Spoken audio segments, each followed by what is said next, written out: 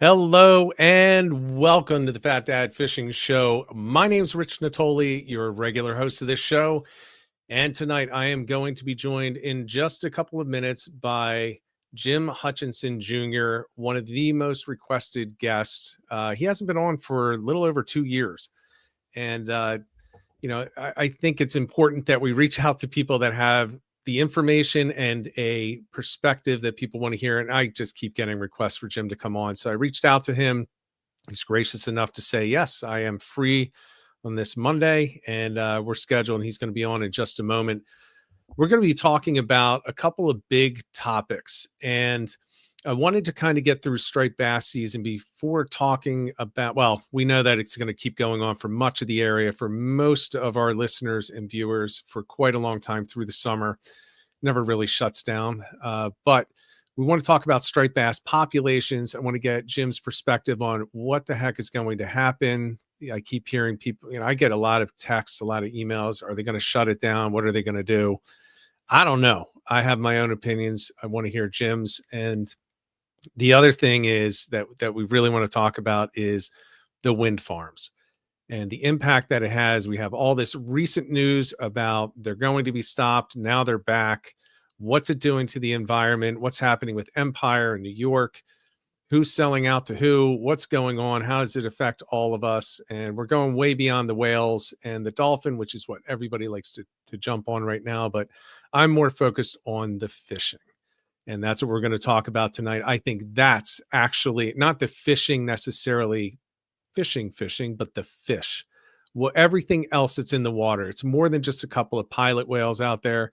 It's the entire ecosystem for the mid-Atlantic and Northeast that I think is quite frankly in jeopardy. So we're going to talk about that tonight.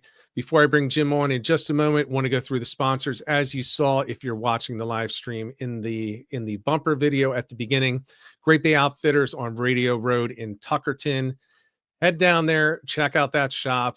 Go see Paul and the crew. They've got all the boats that you need. They sell more boats than nearly anyone in the region, and there's a good reason. And it's not just because they have quality boats that they're selling and great products in the store. It's because of the people. And if you're going to support a local shop, you may as well support a local shop that supports you and does everything that they can in order to make sure that your experience on the water is the best that it can be. And that is Great Bay Outfitters. The other sponsor is me as a real estate agent in Southeastern Pennsylvania. Also have a network of agents that I work with every day in New Jersey, Delaware, Maryland, Virginia, North Carolina, South Carolina, Florida, New York. I go up the coast, except for Maine. I still don't have anyone in Maine. But if you need any help with real estate buying or selling, reach out to me, Richard Natoli at kw.com, or you can send me a text or just give me a call. That's the way I normally do business. 267-270-1145.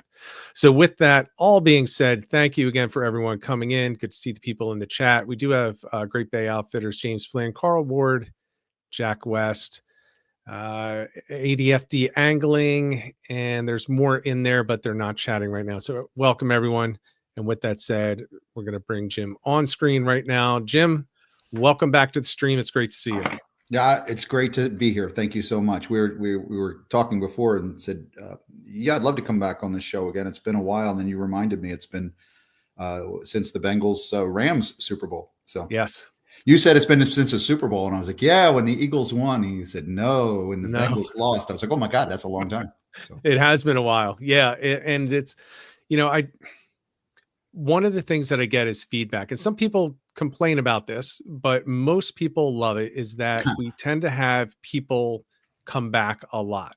So it's people talking fishing. It's not a lot of pontification and everything like that. And I try not to lean on people too much, but I was like, look, this whole, the wind farm thing blew up again this year. Was Trump going to cancel it? He did, and then he didn't. Empire Wind, is it going? Is it not? Orsted, what's the situation there? Are they really gone? Or are they still around? So I wanted to bring that up. And I thought, you know what?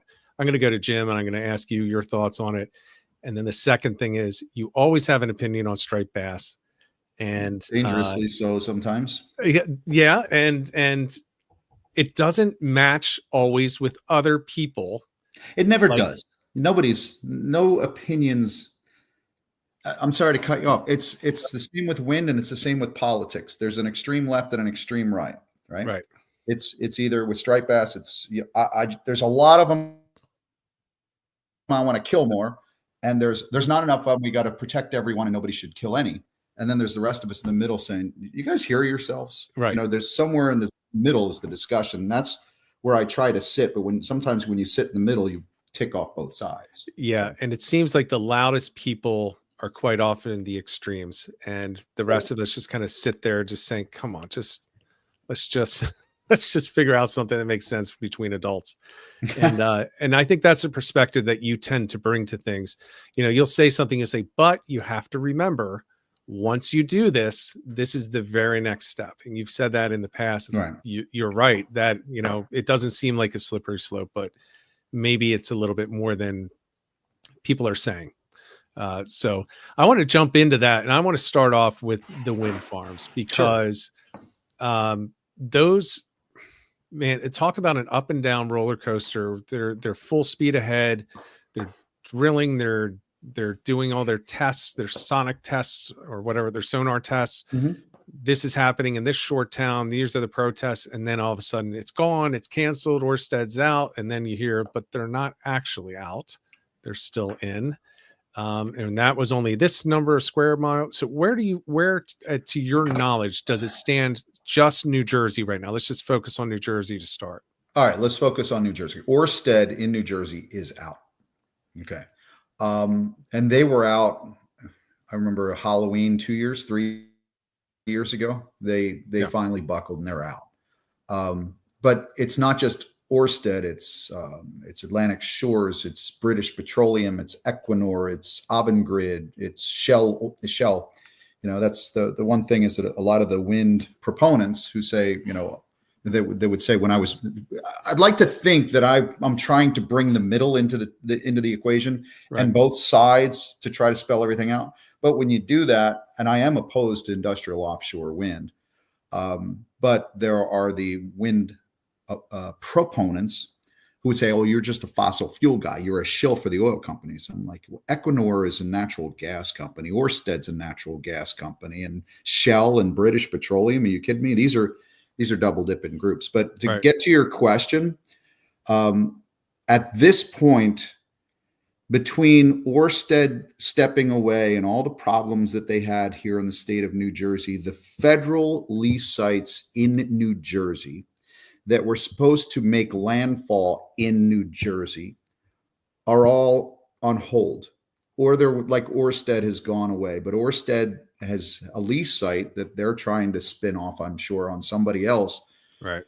But all the lease sites, somebody mentioned something before, ADFD angling on comments. I'm looking at the comments, and he said, wind farms sounds really nice. I'm like, I'm with you, man. It's not a wind farm. They're not windmills. They're industrial offshore wind sites. And these foreign entities are leasing these grounds offshore in federal waters from the federal government. They are already paying the federal government.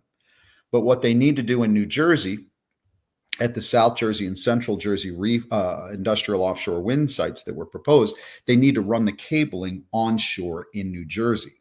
Right.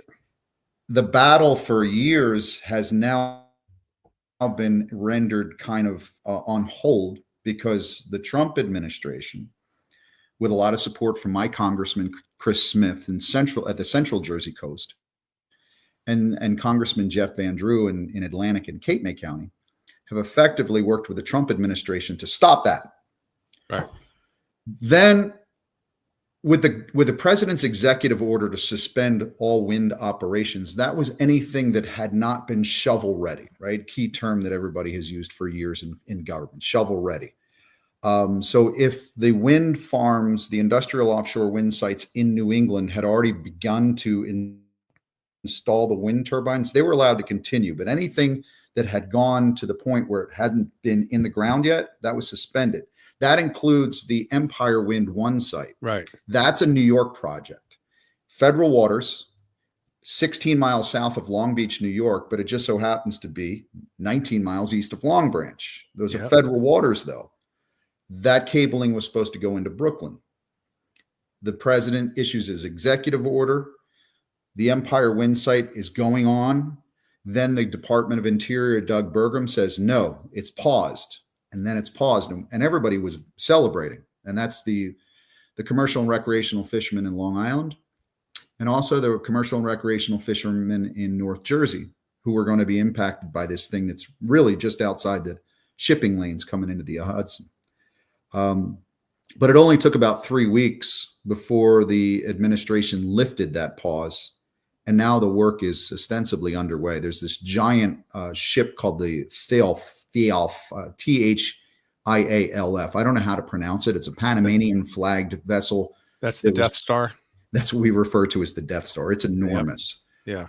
So that is the one that's coming in. That is already set up on those grounds, and that work is continuing. And people ask, but I know you thought, but Empire Wind was farther along than any of the New Jersey wind sites. So Empire Wind was this close to actually having the shovel in the ground. Yeah. It was suspended. So why did the Trump administration back out? I think there's some horse trading that went on. Basically, Governor Hochul in New York didn't want anything to do with natural gas. Right. But if you think about it, Equinor is not just a wind developer. They're also in the natural gas business.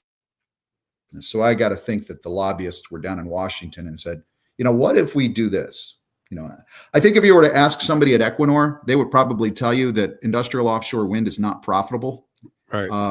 But they are so close and they've had so many subsidies that they'd like to continue with this project. But if it would make Hochul happy to allow this industrial offshore wind project, then they need their gas pipeline. So now this natural gas pipeline is ostensibly coming through into New York. So that's the horse trading that goes on. Right.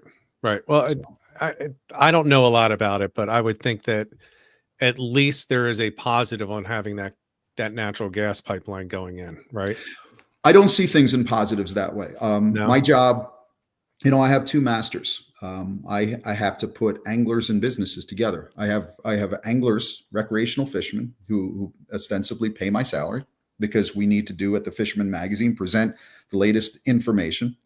And I have advertisers, tackle shops for hire captains, manufacturers who want to be introduced to the angler, right? So I have to make sure that both of these interests are balanced. That's my biggest consideration. Okay. So it's all about the fish, the fishermen, and the fishing industry. So I do care about the fish because I need to have plenty of fish there too. Right. But if you're talking to me on this podcast, all I care about is fishing. Yeah. So I can't look at natural gas and say, well, I like that, or I can't look at anything else except fishing.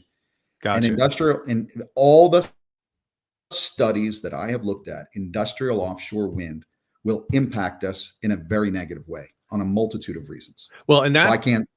Yeah, that's my biggest concern is all of the research that I have read. And I did go through a lot.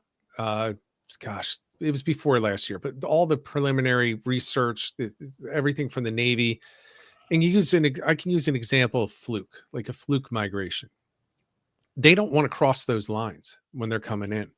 Like they are repelled by those cables that are along the bottom of the water column.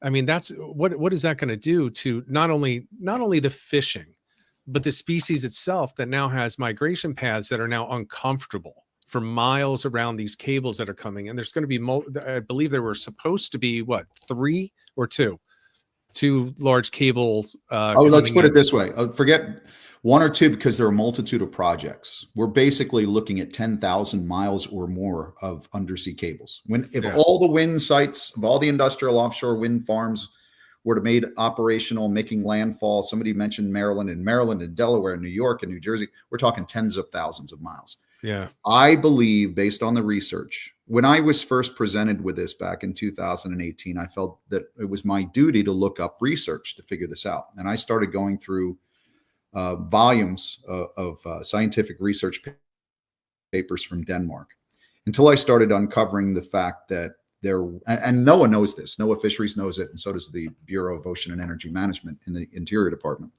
The Denmark studies have shown that flounder species are one of the few species that show avoidance characteristics around the heavily charged cables. And they noted that the catches decreased around the heavily charged cables at the turbines in Denmark. So electromagnetic fields, EMF, does have an impact on that particular species. And when I brought this to the table, I said, look what I found. Look, it's in this document. Right? Look at this. What about this? It's like, well, you don't have to worry about that. I was like, well, why don't I have to worry about it? And it's like summer flounder is the straw that stirs the drink here at the Jersey Shore. It's the most important species we have. Right. And NOAA Fisheries has acknowledged that they don't know enough about EMF. And they said if EMF has any impact on fish migrations, it will have a negative socioeconomic impact on the recreational fishing community. They have said that. So if you look at the Denmark studies, it's very clear. No one knows about it. The government knows about it, but they are just saying, well, yeah, we recognize it, but we don't have enough American studies. So basically it's the old, forgive the politics. We have to pass this bill to see what's in it. Yeah. You know, we have to build these industrial offshore wind sites to see how dangerous they'll become. And I can't support that. No, and how could you? I mean, if you care anything about the species, you're literally going to cut off the migration and all the patterns of the summer flounder in the area where they're in their peak population. Well, look, I'm going to put it another way. I could actually look at this now and say the Empire Wind 1 site is going to be beneficial to New Jersey. Sure. Right? Because yeah, if those cables along the south shore of Long Island into New York and into Raritan Bay, into parts of Raritan Bay, not the south side of Raritan Bay, not the New Jersey side, not Sandy Hook, not Belmar and Shark River, but if that does impede migration, maybe it'll push Fluke farther to the south into New Jersey. So right. If I was really a jerk, I would say, go ahead and build it because we're going to get more of those Fluke. Well, right. But you would also be ignoring the fact that you're disrupting their natural pattern, which Correct. means we're going to lose a lot of Fluke. I mean, they're just not going to live. We don't know what's going to happen. The government doesn't know what's going to happen. Yeah, right. And you think can Absecon Inlet support the number of Fluke that wouldn't make it all the way up north and are now turning in there? I mean, do we have the food sources? It's ridiculous that we're moving forward with this. You know, I'll tell you another one. This one was very funny. You know, I've sat in, I started going through the documents. I started going through meetings. I started getting trashed, started getting in arguments and debates. It's fine. It's part of what it is, part and parcel of the business. But I was sitting in on one conference call about 2 years ago, and there were wind proponents and there was scientists. NOAA Fisheries was in on this. And when I showed up at the meeting, it was an online meeting. It was sort of like I can see the eyes roll and they're like, oh, who let this guy in? But, you know, I was there. And then one of the wind fans starts talking about, listen, I want you to think about these turbines and how it's going to attract black sea bass. And the fishing is going to be great around there. And everybody in the room, even NOAA Fisheries, said, it's going to be great. There's going to be a lot of black sea bass. They're going to aggregate around those turbines. Then the skunk in the room speaks up. I said, let me ask a question. I said, right now we have a 200% biomass of black sea bass, meaning that we were supposed to rebuild to 100%. We rebuilt to 200%, but they're not giving us any more access. There's no more access because the technical committee and the Magnuson-Stevenson Act will not allow us to fish more days on what we have. So I asked the question, and I asked of NOAA. I said, if you put 50 turbines off the Jersey Shore and black sea bass aggregate around there, and now you don't need electronics to figure out where the reef sites are, and all the boats go directly to the turbines, and in the morning you catch all the jumbo sea bass in the morning. Every morning you're going out and you're catching right on the turbines because you can use your spot lock or whatever. You can drift through it and catch sea bass. And then the folks in the afternoon after the jumbos have been taken out, they're going to catch and release all these, you know, fish that aren't of size. Right. I was like, if you're telling me that the turbines are going to make fishing more productive and we're going to catch fish faster and more effectively, I said directly to NOAA Fisheries, how then are you going to give us more quota and open up more seasons? Because if we're more effective and catch fish faster, we're going to go over our quota faster. So we're going to need more quota next year. How are you going to accommodate that? Right. The room went silent. Nobody said anything for 5, 6, 7 seconds. And I said, hello? Yeah, there's no answer for that. No, NOAA Fisheries said, well, we're not exactly sure yet. And I realized that they're selling a phony bill of goods, not NOAA, but the wind folks, because they're Right. telling you that the fishing for sea bass, especially, is going to be good. But what they're not telling you is we're actually going to, based on the way the system is set up right now, it's a system that's designed to fail because we're going to catch so many fish that the following season we're going to have fewer days to fish. Right. And then the next season we're going to catch more fish in fewer days till the point of, it's a threshold that just ends. At some point they just have to shut it down. Right. Right. And nobody's asking these questions. No, and I think that's why it was silent, because nobody ever thought about that. Off the record, no, I got to tell you another part. This was a Zoom meeting, and I didn't realize, the whole COVID thing. It was after COVID, but the Zooms were still working. And then somebody said, we're going to go into breakout sessions. And I didn't know what a breakout session was, but they spin a wheel and everybody gets sent into a breakout room. So I landed in this room where I looked at the people in the room. I was like, they're all NOAA fisheries people. And then they see me arrive and I hit the camera button. I was like, I guess you guys probably don't want to see me here, do you? They all start laughing. And then one of the lead scientists we start talking. I was like, I'm serious, man. I was like, you guys will not give us any more days of black sea bass fishing now. I was like, when we overfish our limit with turbines, what are you going to do? And he asks another NOAA person, he goes, is anybody recording this? I was like, no, the breakout sessions aren't recording this. He goes, Jim, I'll be honest with you. We're running this ship before it's built. Yeah. I was like, I've heard this said before. Why don't you guys go public with this? And he asked again, is this being recorded? Nobody's recording this. I don't know what to say, Jim. You're absolutely right, but I have no idea what to say. Because NOAA Fisheries is in the Commerce Department, but they're not in charge of wind. The Interior Department is. They're the ones that are collecting a lot of money in leases. And that gets back to another thing with Empire. The Equinor folks are paying the federal government a lot of money to lease these sites. So it's all about money. That's crazy. We got to get a Doge on this. No, what's Doge going to do? If Doge looks into things, what Doge was looking at is where's money being wasted. Right. But if Doge looks into money that's coming into the federal government in leases, Doge isn't going to get rid of that. That's money that's coming into the federal government. I'm not trashing the president, but that's just money is coming into the federal government. That's what Doge was looking at, efficiency. And if you've got money coming in, you're not going to turn that spigot off. You're only going to turn the spigot off if it's running out. There's a I don't remember the name of the book. I'm actually reading it right now. I don't remember it. It's on leadership by Simon Sinek.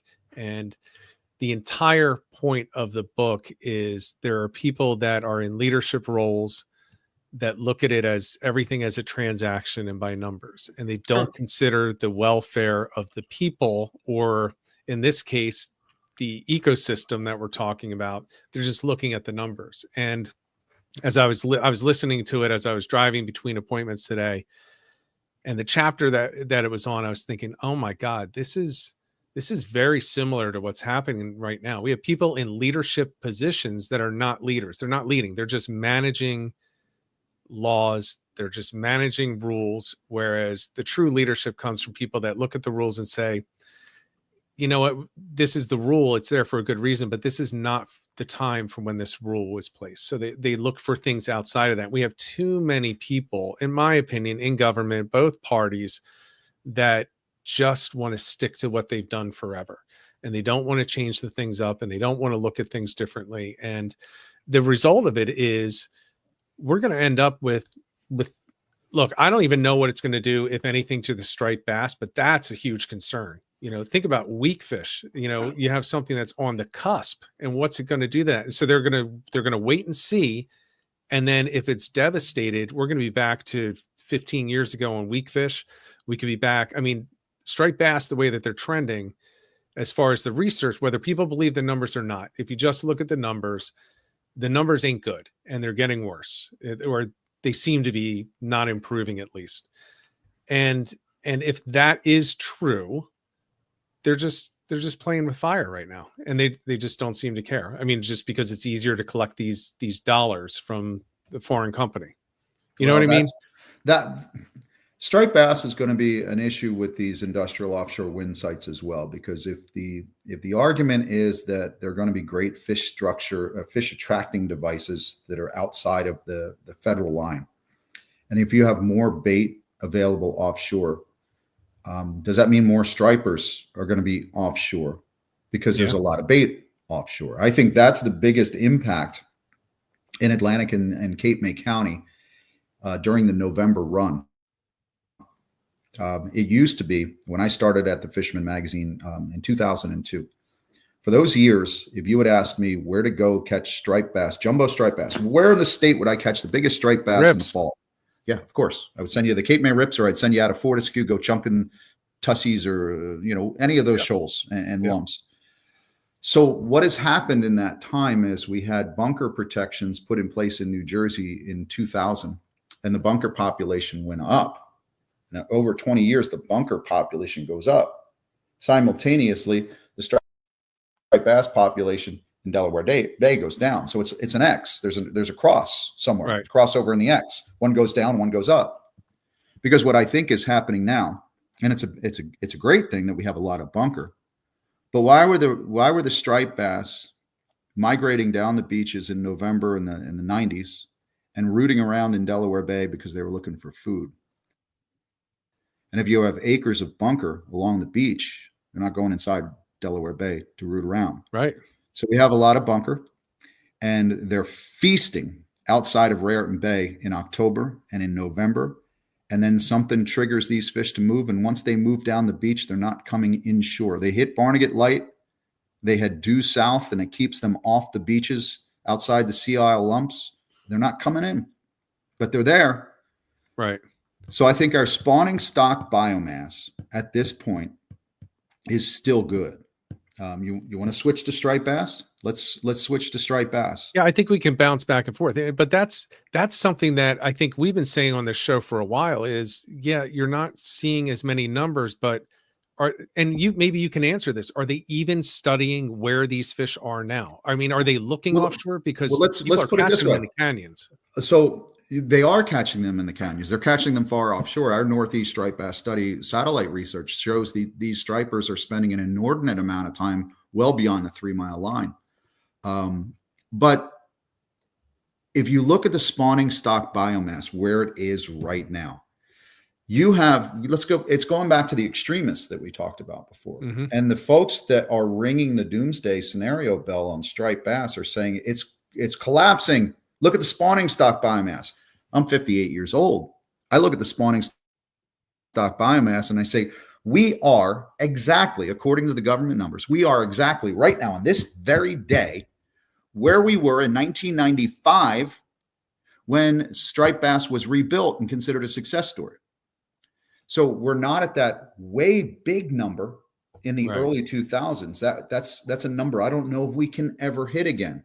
But we are on track to rebuild to that number. But where we are right now, statistically, according to NOAA Fisheries and the ASMFC, the Atlantic States Marine Fisheries Commission, we are right where we were in 1995. And in 1995, that's where we celebrated the successful rebuild of striped bass. So it's a matter of perspective. I didn't start fishing for striped bass. I grew up at the Jersey Shore. I grew up on Long Beach Island. I didn't start fishing for stripers until 1990. And that population was lower than what it is today. But we were seeing a rebirth of stripers. So there's a little bit of twisted logic here. Our spawning stock biomass is still pretty good and it's rebuilding. Our problem, and this goes to the other extreme, is we do have a problem, if you believe the science, and I do, coming out of Maryland and Virginia and New Jersey and New York, that we're not getting enough baby stripers. Right. That's going to be a problem that's going to bite us in the butt 4 or 5 years down the road, because you don't see it now. But I think these researchers in the States have done a pretty good job of figuring out where the baby stripers are every year, and we don't have enough of them. So the next few years, next 5 years, it is going to be tougher. We're going to see a lot. We're going to see fewer smaller fish, and that's going to be troubling. So do you think that this is just a normal cyclical thing, or do you think there might be? I think there's a problem. The Chesapeake is where the majority of our striped bass population are born and bred. Right. That's where they come from. And we do have a warming trend. The waters are warmer. There's something going on in the Chesapeake that ideally I wish the government could spend some money on figuring out. Is Is it because there's a lot of variables. People always say, well, that's where Omega is. That's where the industrial Menhaden folks are out of Reedville, Virginia, and they're taking all the bunker out of the Chesapeake. Possible. There's too much nutrient and fertilizer runoff up there. That's possible. Yeah. Some rocket scientists introduced blue catfish into the Chesapeake in the 70s or 80s, thinking, oh, it's just going to be great. Well, they're prolific and they're eating a lot of fry. That's problem. Yeah, they are. Chuck Manny's a friend of mine. He's a really good striper fisherman out of Highlands, New Jersey. And he and I were speaking earlier this year. And here we are right now as we're doing this. It's June 9th. And I remember 20 years ago when the bunker busting was at its apex. And we had a bunker busting striper fishery, central North Jersey, into the 4th of July weekend. Now our migratory run is kind of over at this point. Now it goes back to Chuck. And it was sometime in April, early May, maybe. No, I think it was late April. And he said he was gauging the arrival of the Chesapeake run of big stripers based on some commercial guys he knew down in Cape Charles. He said, when those guys catch those jumbos that are coming out of the Chesapeake, we've got about 3 weeks before those stripers arrive. We had those stripers arrive in May, hot and heavy, and now it's over. So I think the stripers, this is just Chuck and I sitting around over a cup of coffee on the back of his boat talking about this, saying the stripers spawned earlier than normal on the Chesapeake. What does that mean for the fry? What does it mean for the baby fish? We don't know. Did they spawn early in good conditions or did they spawn in bad conditions? See, the biggest thought here, the extremists who will ring the bell on the striper population say, we've got to stop striper fishing because that's going to bring stripers back. We have no control over what constitutes a good spawn because we could put as many eggs in the ecosystem as possible, but if the conditions aren't right, the water's too warm, the water's too cold, there's not enough fresh water, there's too much fresh water. Whatever it is, we can't control that. And it's arrogant to think that we as human beings can force stripers to produce more babies. Right. Well, that's what humans think, right? I mean, you think about the weak fish, and everybody was arguing about, was it commercial or is it wreck? And it turns out one of the theories is that it was actually the spiny dogfish was one of the big, and the resurgence of marine mammals. That's exactly that. Well, that's my thought. I think it's the marine mammals. Yeah, because when you have a bunch of when you're on a pod of spikes off the Jersey Shore in the fall, and all of a sudden you're also surrounded by dolphins. That's candy. They're just going through those schools and they're eating a lot of them. So I'll tell you a story. This is all anecdotal, but it's 100% true. I've talked about it in the past. Out kayak fishing behind Avalon 2 years ago, and we launched and we go back, and it is, Jim, it was stacked with weak fish. I mean, the fish finders lit up on every kayak. We're just pulling them in every drop. We're trying to get through them for Fluke, and we can't. And the one guy I'm with turns around and he goes, he's something like, "Here comes the cavalry." And we're turning around. I'm expecting boats coming flying up. It was porpoise. It was dolphins, whatever they're called. They were, I mean, pods. It was like the army was coming, and all of a sudden they're ripping around us. There's just scales all through the water. In about 25 minutes, we couldn't buy a bite. I mean, maybe they scared most of them away, but with the number of scales just glittering in the water as you went by, I mean, they absolutely destroyed it. And there must have been 50 plus back there. And in fact, actually, I'll tell you exactly where it was. It was Patty's Hole behind Avalon. So all through that deep area, they destroyed it in like 25 minutes, half an hour max. And then they just turned around and went right back out to Townsend, and no more weak fish. It took a while for the bite to turn on for the Fluke, but we were able to get to the Fluke after that. They say that, and I say they, this was Russ Allen, who's a former head biologist at the state of New Jersey, who I knew him very well. But I think we're going back to 2010, 2012, whenever the limits on weak fish really got ratcheted down. I don't remember what the year was, but Russ said it's a mortality problem. It's a natural mortality problem. It's a predation problem. You mentioned spiny dogfish. You know, we had our commercial fleet catching and selling spiny dogfish overseas to the United Kingdom for fish and chips for years. Nobody even thought about it. Nobody knew anything about it. And lo and behold, some environmentalist comes through in 2009, 2010, and shuts down the spiny dogfish because you got to save these sharks. Yeah. Shuts down the commercial fishery in the United States, especially in New Jersey.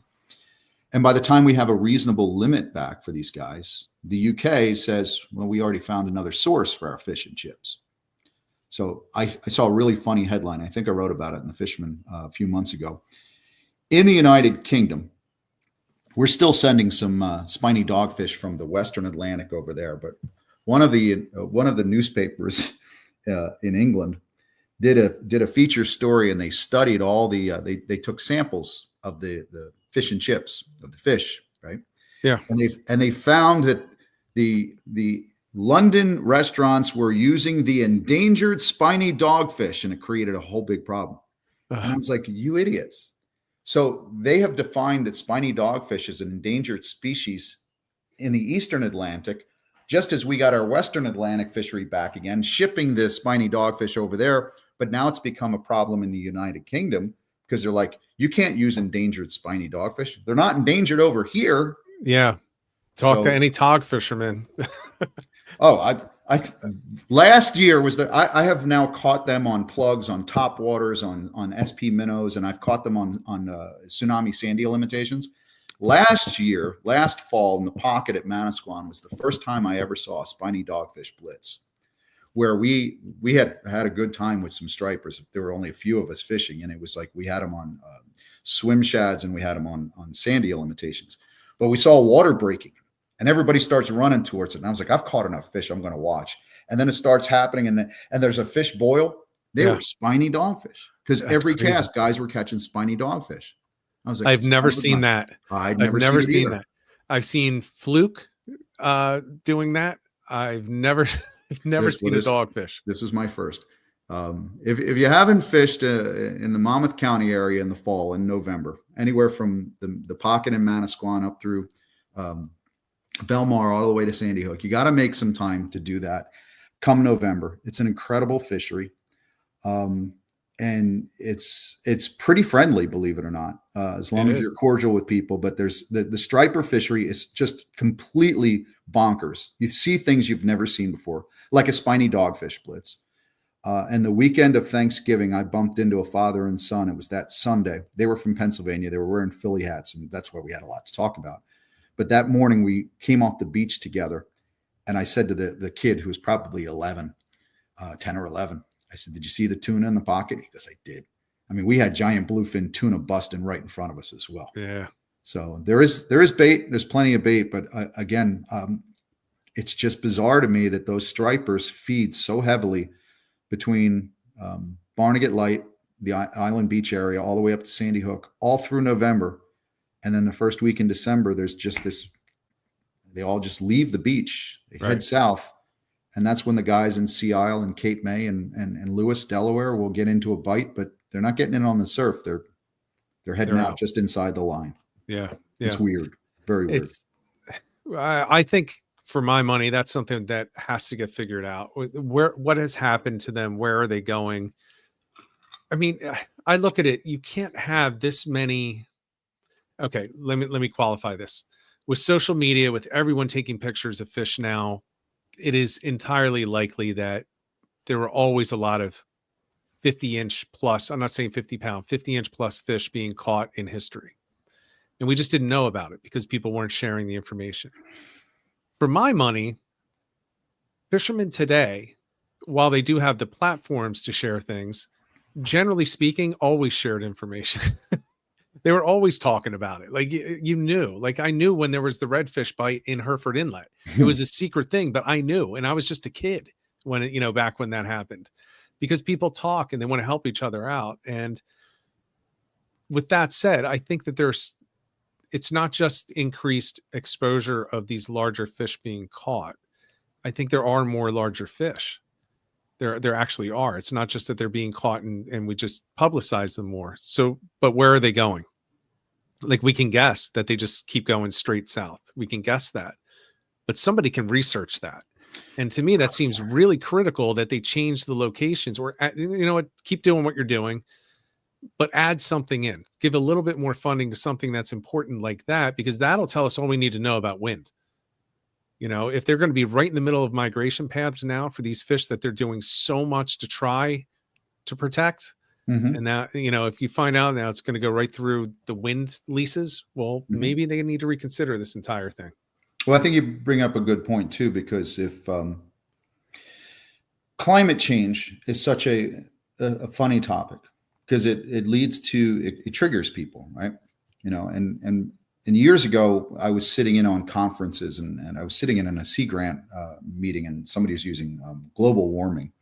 And I suggested to the scientist, I said, can we not use global warming? Can you say climate change? He got really mad at me. He goes, what's wrong with global warming? I was like, well, because it's climate change, and global warming triggers people.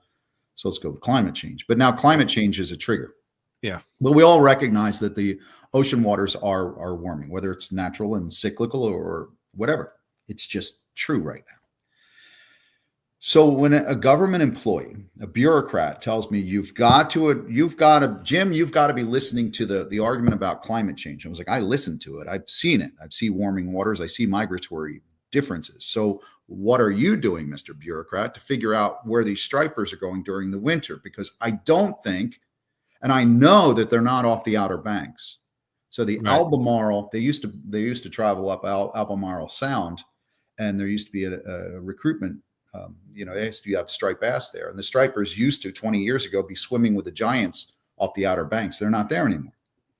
So if we believe that climate change or warming waters has pushed the stripers farther to the north, then I challenge the scientific community to figure out where these stripers are sitting during the winter months, because I think a lot of them are directly off of our coast, in the New York Bight. And they're certainly off Delmarva. They're certainly 25, 30 miles off of Ocean City. We know the stripers are there. The scientific community will accept that.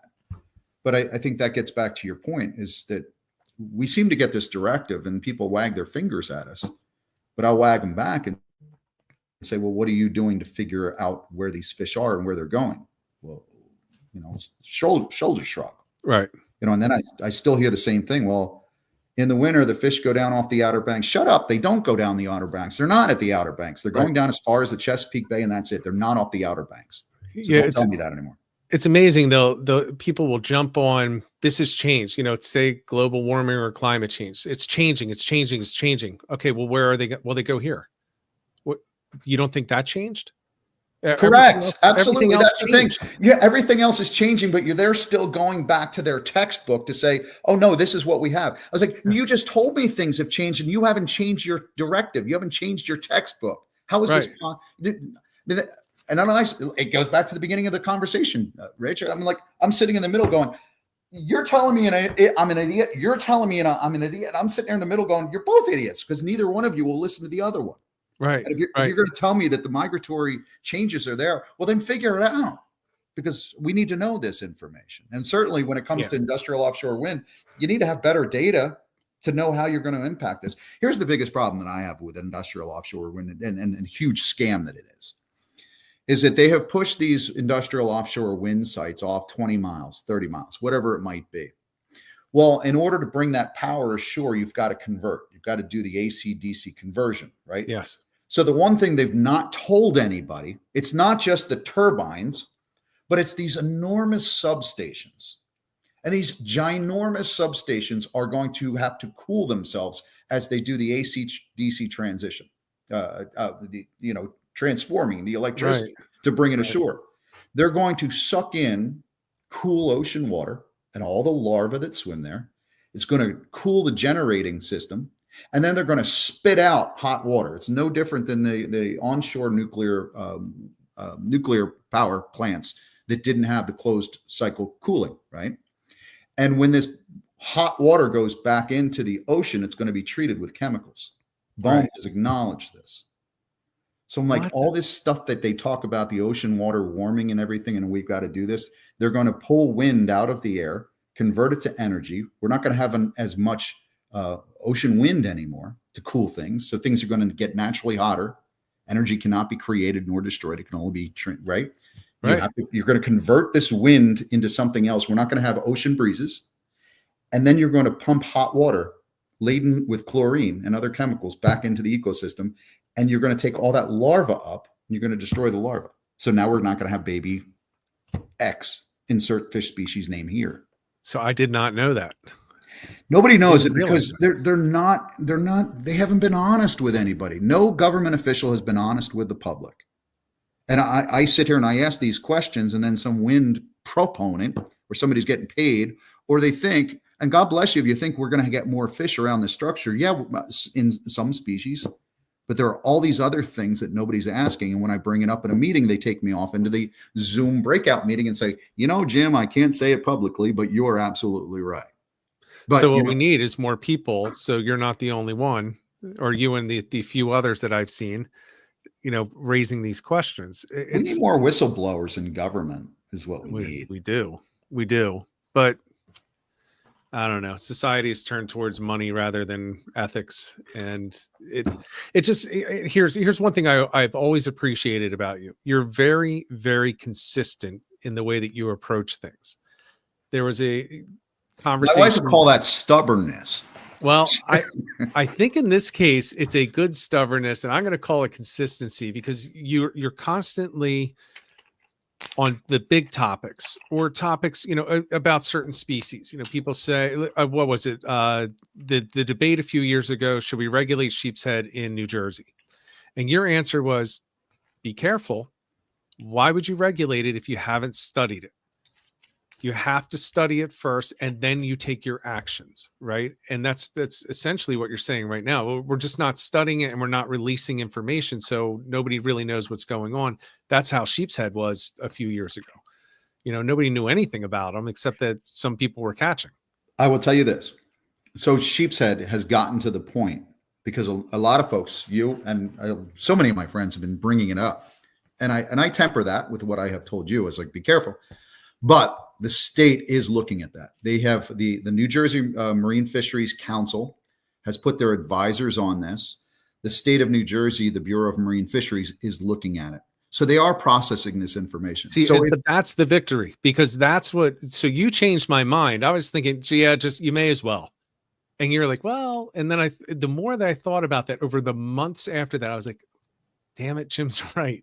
We shouldn't just be slapping a regulation on something just because we're not sure. Let's study it and figure it out. Talk about it. Let's get some input from the community. Right. Stakeholder input is something that really should mean something. Government says stakeholder input all the time. They talk about, we in the recreational fishing community, commercial as well, we're called the regulated community. So you talk to any federal bureaucrat, you say, oh, you're part of the regulated community. I was like, well, that makes me feel real happy. But we're stakeholders. Right? Commercial, recreational, surf caster, or kayak guy, whatever it might be. The state of New Jersey does a pretty darn good job of listening to their stakeholders, and that's us. I go to Marine Fisheries Council meetings all the time. I am often the only person there. There's actually one guy from the Fish Hawks of Forked River who's at every meeting. It's great. I can't remember his name right now, but they are listening. And when you push something, you might not get an immediate response. You might be pushing them to say, I want you to go with lever A. They might not pull lever A, but they're going to look at all the levers, and all of a sudden they say, maybe we should look at all these things. Right. So yeah, you're right. The squeaky wheel does get the grease. It might not get a new wheel, but it certainly gets somebody looking at where we're going to put the grease and whether or not we do need a new wheel. And that's part of the process. And like it or not, that's the political process. Well, and that's the thing. There's no instant gratification in any of this, because we're talking about government, right, and regulations. You're not going to just show up and march around and have your signs and have something happen the next day. It's just not going to happen. Instant gratification in government is gone. It was gone 250 years ago with tar and feathering. I'd like to bring it back, but they every time I've written a bill and sent it to a friend of mine, even with molasses, they won't do it. Yeah. But I think it'd be great. But it is good to hear that my limited experience with the New Jersey groups is they do listen. And, just think about a couple of years ago, in my opinion, we didn't get the Fluke regulations that we wanted, but they listened and they did extend the season, which I don't think they wanted to do, but they listened to everybody in all of those meetings. And while they did put that crazy slot in there, I mean, I understand why the slot was there. I understand the biology behind it, but they did listen. Well, And that to me was encouraging that they did actually listen to the people that were talking. The slot is still on the table. That's something we should probably still look at in the future. Folks know that my friends let's call them my friends in management, state management, they know that I fish predominantly in the back bay for Fluke. Yeah. So when they check on me over the weekend, they'll ask me how'd you do.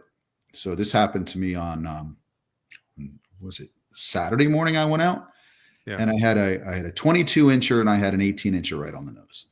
A friend said, "Nice fish. How many throwbacks?" I said, "Probably a dozen." What size range were they? How many were in the 17 to 18 inch size range? And I know what he was hinting at.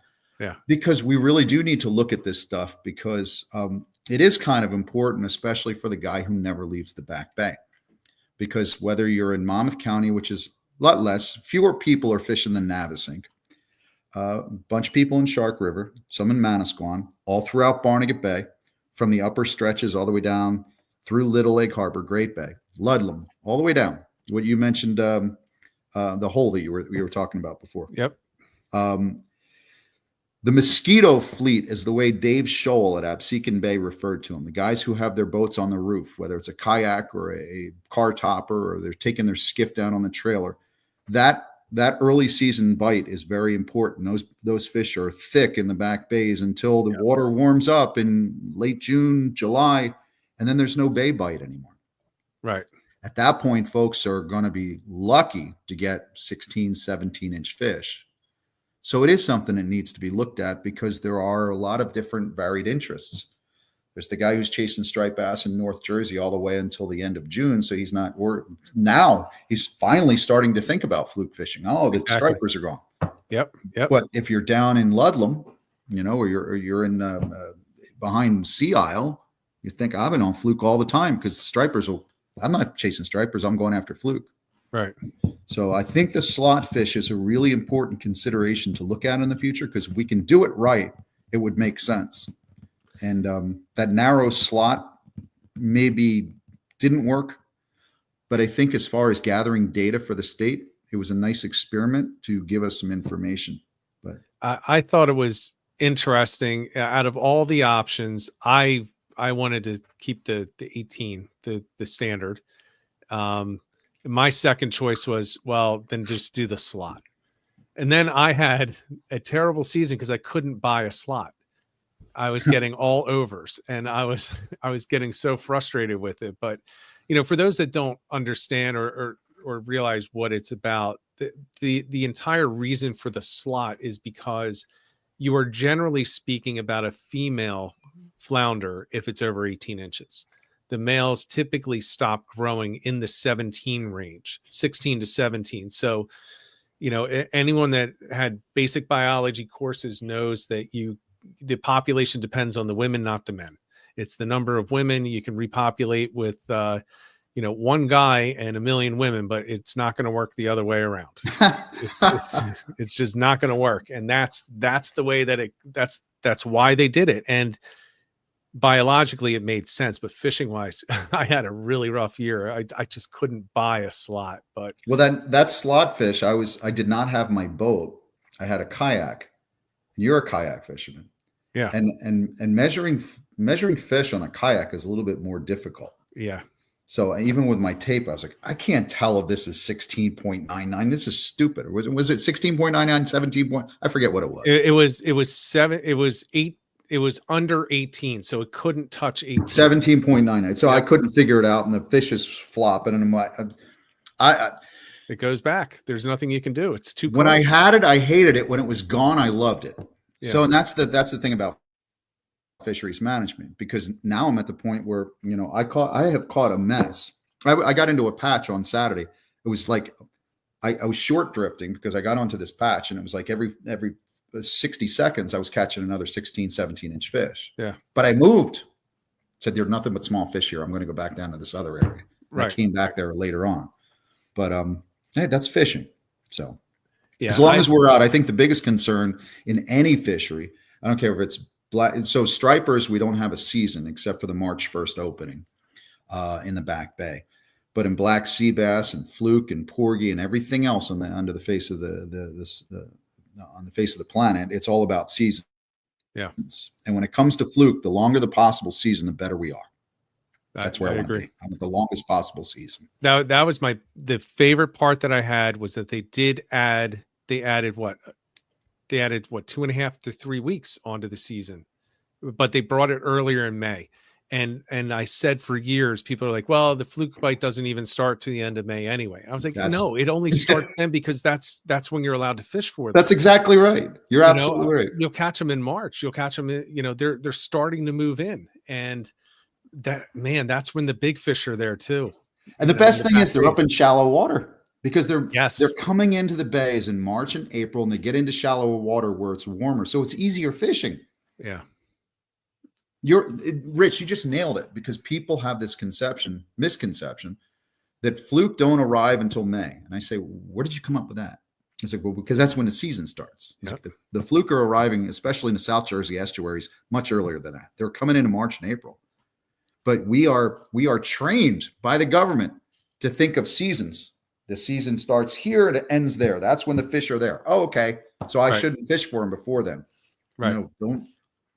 Yeah. And I also, I'd rather have them add time to the beginning, because I think I love fishing in the colder water. Selfishly, that's what I want to. So. Yeah. But the other part is people say, well, all the fluke move out. Well, I have caught a lot of 24 plus inchers in the backwaters in August. I mean, like, you're dying from the heat in August. It's harder. It becomes a grind, but you'll still find them. There's like what I would consider the resident population, because they're not where they should be. Where are you fishing primarily? Where are you talking? Cape May County. Cape May County. Yeah. Yeah. So what you're saying is that, but you find a slower bite in July, though. A slower, less opportunity with keepers. No, you're not finding that. No. I think if I were to go back and look at my logs, I probably have my most success in early May, followed by July, probably 15th until August 31st. I mean, it just now I do have trouble after September hits. See, now I find, so I have fished a lot. I grew up on Long Beach Island, so it was behind Long Beach Island. I kept my boat, and I have family in Great Bay, so I'm there. And now I'm the upper stretches of Barnegat Bay. So what I'm relating in that stretch is that, especially Great Bay, it tends to just kind of dry out.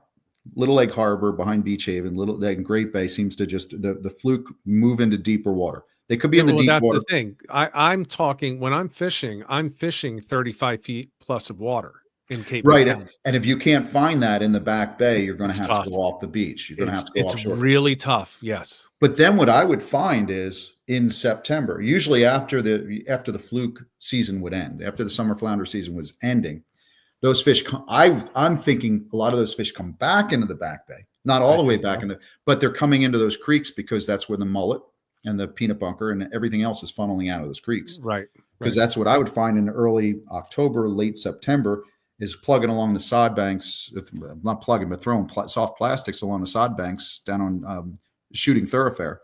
All of a sudden now I'm catching fluke again. I was like, where were you 4 weeks ago when I wasn't even fishing?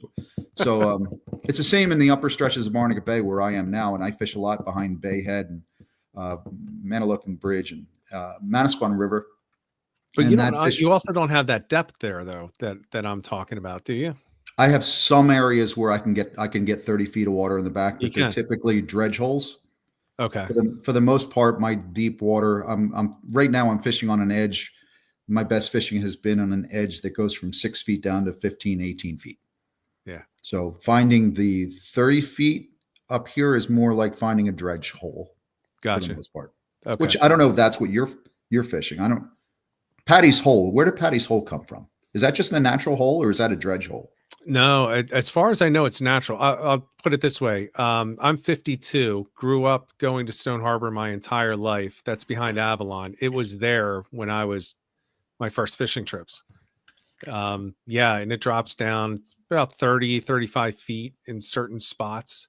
I think it's just a natural cut through the marshes. Wow. I think you have other ones down there. I mean, I have Seacon, obviously. That's a very deep inlet. You have some deep areas back there.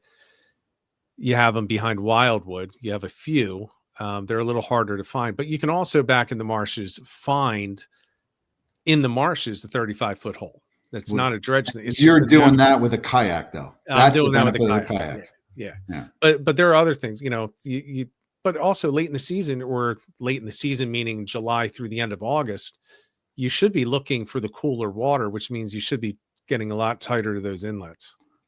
All right. Can I go to the comments? Yeah. John Hooker. Did John Hooker just check in? Fishing will be better once the windmills are installed. They are incredible magnets for bait and predators. I think he probably just joined. John, we were just talking about that. One of the problems that you're not seeing is that when we catch a lot of fish around the structure, around those hundreds and hundreds of turbines, that we're going to go over our recreational harvest limit, and the federal law and the government will not give us more quota. So we're actually going to, if you look at black sea bass as an example, we're going to go over our quota, and there's no way that the government can provide us more quota. Right. They're legally not allowed to. Correct. And oil platforms in the Gulf, they don't have power cables running ashore. They're just pulling fossil fuel out of the ground, out of the seafloor. So you don't have to deal with EMF. You don't have to deal with substations and wastewater and AC/DC transformation. The bottom line, the sales point is you're going to have lots of fish around the structure. But the government has already acknowledged that any fish that aggregate around the structure, we have no way of giving you more fish. So once you overfish your limit, we're not going to give you more fish. And you're not taking into consideration that the oil platforms do not transmit EMF under the seafloor. Right. And for me, the biggest thing that you said, Jim, which I never thought about, was that exchange of energy into the hot water. So now we're going to be dumping the hot water out in that area as well. And that's, I mean, maybe it's good for the winter to hold striped bass, but you can't fish for them there. Yeah, right. Not 18 miles off or 8 miles off. You can't even do anything with it. I think it's just, I don't know. I don't know that John agrees, but hey, we don't all have to agree. But John, I would say, yes, he did say that he did just join. You might want to listen to the beginning of this. There were a lot of details that we went through about that, and you might change your mind. Looking at the comment. I like looking at the comments. This is a cool part of the podcast. I don't get to see that. I don't get to see that when I do my weekly video. That would make my weekly video about 2 hours long, I think. I should try that one time. Yeah, it can be pretty difficult, though, when you're trying to do this and have a conversation and read at the same time. And you see some comments in there, like my brother always throws me off when he writes his things in there. Oh, you have to look for that. Yeah, but I don't know, John. I think so you don't need to harvest more. It's not about harvesting more, John. It's about harvesting less, because when you harvest more in season 1, they're going to give you fewer days to fish in season 2. Then you're going to go over your harvest limit in season 2. They're going to give you less days to fish in season 3. It's one of those. It's a dog chasing its tail, and eventually, when he catches it, you're dead. So, right. It's like for me in real estate, it's like chasing the market down. You'll never catch it, and once you hit that cycle, you'll never catch it. You're just going to keep going, and it's going to get shorter and shorter and shorter until now there's a big problem. You'll have a great one-day season if you can make it out there on that Tuesday that it's open, right? That Tuesday in May. Red snapper down in the Gulf of Mexico. I remember many years ago, we were warning about how the federal fisheries law was going to lead to lower seasons on red snapper. And I remember they had like a 3-day season. Yeah. Well, that's North Carolina and flounder right now. It's pretty much. Yeah. They had a full closure. Then I think they did a 1-week season. And then I think there was a 3-day season, and I don't know. Personally, I love fishing for flounder in North Carolina because they're huge and they're all over the place, but you That's weren't what I allowed hear. to keep any. I don't even think you could target them there. A couple of years ago, I'm sitting in my office and I can hear my wife in the other room talking to a friend. It's November. and I can hear her talking. She goes, "No, that's not going to work. No, that weekend's not going to work. Listen, November's completely out. It's striper season for Jim." Later on, I came in and I said, "I really love you very much. But can you imagine a 3-day Fluke season?" And my wife says, "We're going to Nashville for a wedding that week." No, I am not going. It's a 3-day Fluke season. I'm fishing every single day. Yeah. So, And look, and we can't even say that won't happen because we can point to states where it has happened for very similar, if not identical reasons. oh, look at bluefin tuna. Bluefin tuna is the one that has everybody riled up right now. And we don't have enough quota. We don't have enough quota, and we have too many people participating in the fishery. Not that that's bad, but the bluefin tuna fishery got so good that more people came in. Right. But because more people came in, now we can't fish for as many bluefin tuna. Right. And people are going nuts. And it's impacting business, and it's impacting our ability to go out and enjoy bluefin because now we've got one school bluefin. And it's ridiculous because the government doesn't have the capacity to understand floor planning in your world, perhaps, or figuring out a way of saying we're going to have to embrace or have to plan for the future. And as more recreational fishermen get involved, we need to offer more quota. We have to provide more access. It's not the other one, Yeah. And that was the promise of fisheries management that has not come to fruition. They said, sacrifice now, you're going to get more later. 20 years later, we're asking for more, and they're calling us pigs. And that's a problem. So. Yeah. And I don't know. There aren't very many examples that you can give where you ever get anything back. No, From government. I mean, think about here's a good example for people in the Philadelphia area. The Philadelphia city tax was a temporary tax enacted, I believe, in World War II. Temporary. And it is still there, and it increases, even though it was set up for just during those couple of years. And because once they have it, they don't give it back. That's why, again, I'm still so excited that we got more time added to Fluke 2 years ago and a longer season, because you never see that. You never see that. And you should never expect it to happen again. I don't think. Jersey people will know that if you're old enough to remember, the Garden State Parkway tolls were only supposed to be around until they paid for the parkway. And now they're up to, I don't know what it is. I don't even know because it just comes out of my bank account, right? Yeah. You have to get the easy pass because you don't have a change cup big enough anymore for it. It used to be able to just throw the quarter and the dime in there, right? Or the dime. I actually missed that. I was one of the last people to come around to the easy pass. My wife would laugh at me. I still love throwing the money in the. Why do I love throwing my money away in a basket? I don't know. But it was fun because you hear it ringing around and you got to hope that you don't miss one and it comes flying back out. Plus, periodically, you would stop at the toll plaza and you'd open up your door, and most people, you'd make a couple of bucks because they missed the basket. Yeah. You could did that more times than I can tell you. That's your fun for your live bait. Well, listen, Jim, we're over an hour. I told you that we'd be at an hour, so I want to stick to that. Everyone, thanks for tuning in.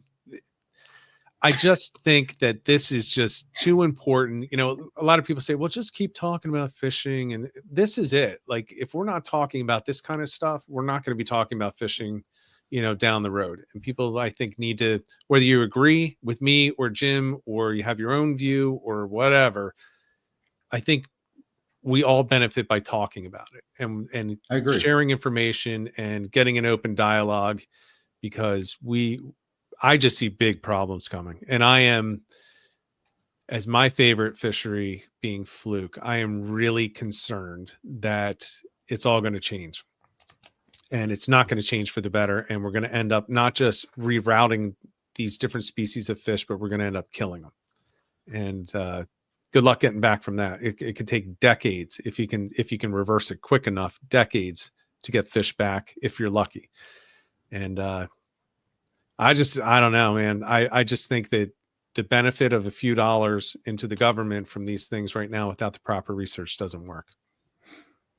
No, I appreciate that. Here, Rich, I would say this. I get it. I get criticized in my the Fisherman magazine. It's a whole magazine full of how-to and where-to information for New Jersey, Delaware Bay. But I tend to go into politics a lot, and everybody knows that I'm kind of a political junkie. You don't have to read the column, but the way I see it, I started in journalism before I came to the fishermen, and I don't see a lot of folks who have the opportunity to write about this stuff and cover the management meetings. I have a good friend of mine, Danny Raydell, who's at the Asbury Park Press, great writer. He's totally in tune to fisheries at the Asbury Park Press, but he's also involved in covering a lot of other meetings and other information. We don't have a lot of people in my field going to meetings and breaking this down. My competition doesn't do it. The writers that I learned from, they're not around anymore. Right. So the fact is, I try to break all this information down the best I can, present both sides, because, and this is not being arrogant, it's just the nature of the media at this point. There's nobody else doing it right now. People just aren't doing it. So I'm going to continue to do it. And I enjoy talking about this. I'm glad people have enjoyed it. And you can always hit me up at the magazine. I will tell you this. This week I'm busy working on the July edition, which will come out in 2 weeks. So the Fisherman magazine, when it comes out, I've got a sheep's head on the cover, sheep's head story, which I think is great, by Captain Quawin. But I've got a big story on the Recreational Reform Initiative and sector separation, which is another big topic. If you feel like you want to talk about that in a couple of months, I'm happy to do that. But this is a big thing that people need to pay attention to, because it really does have an impact on the way we're going to fish in the future for fluke, sea bass, porgy, which is more important up in North Jersey, but also bluefish. In terms of how we get our limits, our season size and bag, and how we get access to those fisheries, it does all come from government and government-appointed people, politically appointed people. Right. And I'm going to continue to break that down the best I can, because it is important for folks who want to know why are the limits the way they are. I want to try to do that. So anyway, pick up that July edition, because that's pretty deep article, but I appreciate the feedback on that. Well, I'll definitely be reading it. I'm sure. Actually, I do know that most of the people that I at least communicate with regularly and text me and call me, email me about this show, get your magazine. As a matter of fact, for the shows, I always hear, yeah, I saw Jim Hutchinson. I signed up for a new subscription for the next 2 years, or I'm already 1 year into a 2-year subscription, but I renewed it anyway. No, God bless. I appreciate that a lot.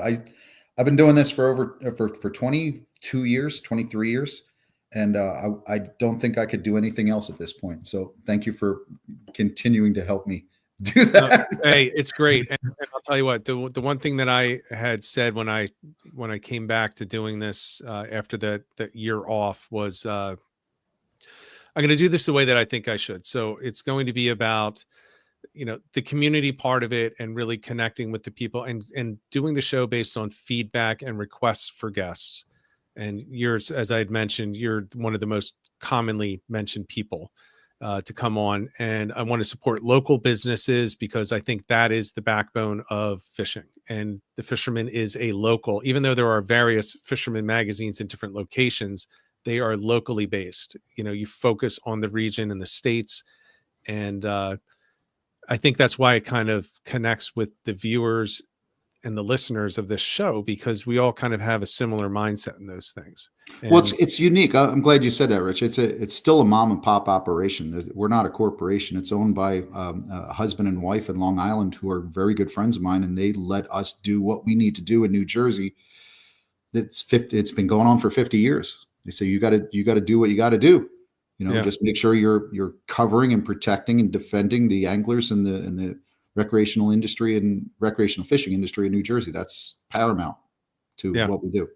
Yeah. So. Well, I am going to reach out to you to have you come back on later. We'll go through that article in detail and any changes that come up. Seems to me like this whole striped bass thing is going to pick up again, as far as conversation later in the year. Oh, along those lines, just real quick. Yeah, we'll I expect to hear more this summer on striped bass. Getting back to where we stand now, I was saying that I believe the spawning stock biomass is healthy and growing. Young of the year, the recruitment is going to be troubling, But we shall hear more. We will hear more after the Atlantic States Marine Fisheries Commission, ASMFC, meets this summer. And you can expect some public comment periods, public comment hearings coming up in the fall. I don't know what direction they're going to go, but there will be two components to think about. One is that spawning stock biomass and rebuilding the big fish to that magic number, which I think we're healthy right now. But the other component is going to be on the back end, the baby fish that are coming out. And that's going to be the bigger concern. Right. So yeah, there will be discussion in the fall, and public comment sessions will be held. So maybe I'll reach out to you and we can get you on before those public comment sessions, get people aware that they're coming up and informed on where we are, what the information is at that current time, so they can participate and, do their part. Would love to, except if it's in October and November, like my wife said, I wouldn't. I'm thinking more like late August, early September. Oh, we can do that. Probably. We can do that as we're finishing up Fluke and Sheepshead, and that's exactly. Fine. All right. Well, hey, thanks again for coming on, Jim. I really appreciate it. Thank you to everybody that tuned in. We'll be back next week. I've got a few weeks of guests lined up that I think everyone's going to like, and not all repeats from before, but some new people that people got to get to know. So Jim, thanks again, everyone. Thank you. And until next week, everyone, get out there, get on the water, and get some tight lines.